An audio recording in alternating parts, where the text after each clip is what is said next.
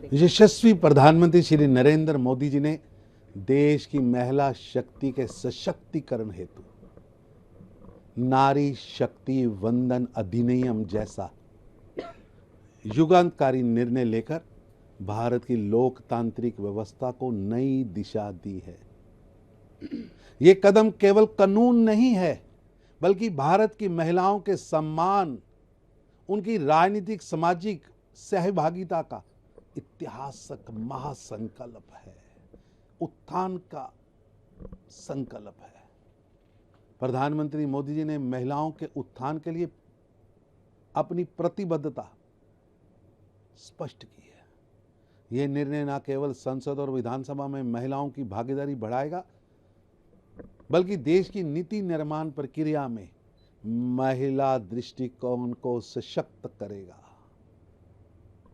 इससे एक संतुलित, संवेदनशील और समावेशी शासन व्यवस्था का निर्माण होगा।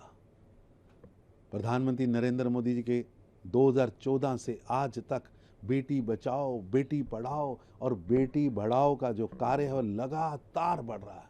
आज भारत की बेटियां साइंटिस्ट, डॉक्टर, इंजीनियर हर क्षेत्र में आगे बढ़ रही हैं। यहां तक कि सुरक्षा बलों में भी देश की बेटियां भारत के बॉर्डर्स की रक्षा कर रही हैं।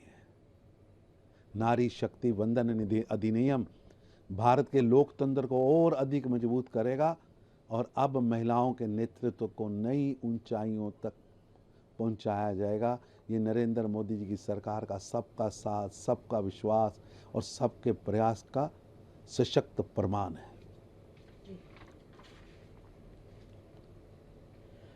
सर, खरगे का एक स्टेटमेंट आया था जिसमें उन्होंने गुजराती को लिटरेट और बीजेपी आरएसएस को जहर बोला है। इसको आप कैसे देखते हैं? बाद में उन्होंने इस पर माफी मांगी।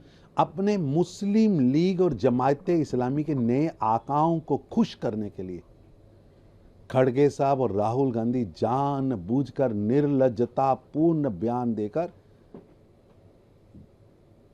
देश के नागरिकों का अपमान कर रहे हैं। कांग्रेस का देश विरोधी, समाज विरोधी चाल, चरित्र और चेहरा तीनों सामने आ गए। ये कोई अचानक हुई भूल नहीं है, बल्कि कांग्रेस पार्टी और गांधी नेहरू खानदान की भारत विरोधी सोच का प्रतिबिंब है, जिसे अब देश साफ देख रहा है। इटली का चश्मा लगाकर गांधी नेहरू परिवार के युवराज और उनके महापरिक्रमावादी नेता खड़गे देश के खिलाफ लगातार द्वेषपूर्ण बयानबाजी कर रहे हैं। और अब ये खोखली झूठी माफी से काम नहीं चलेगा।